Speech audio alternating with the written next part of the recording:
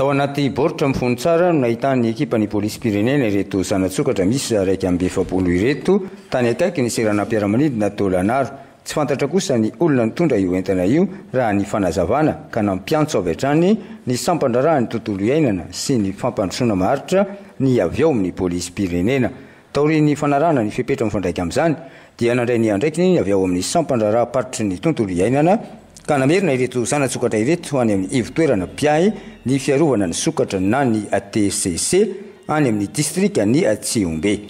Raiky amby 7 reto moa zany dia tratra noho ny fiara-miasa tamin'ny polisy nasionaly izay tsy aiza fa eto akaikinay eto ihany raha araky ny filazan'zareo aloha dia tena amin'ny aéroport tao ambadimbadiky ny aéroport tao no nahitana an'ireo sokatra reo izay tsy natratrarana hauteur d'acte tsony fa sokatra raiky amby 7 fotsiny sisa no hita tao.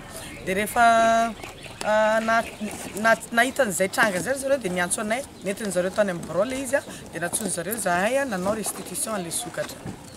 Zay aloha zany ny antony natratrarana an'ilay sokatra reto.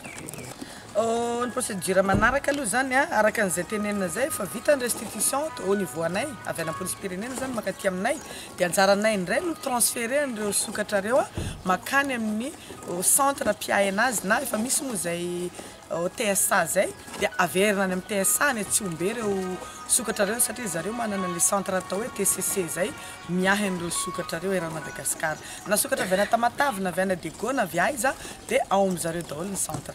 Ny fahasalaman'ny reto sokatra reto moa zany raha normalement dia mbola zahana fahasalamana reto sokatra reto alohan'ny ampidirana azy any anatin'le centre. Anjaran'ny TSA indray zany manao an'izay fa ireto sokatra raiky amby 7 tratra reto zao vao nijerena tamin'ny maraina teo efa misy maty 5 zany maty amin'ireto sokatra raiky amby 7 reto.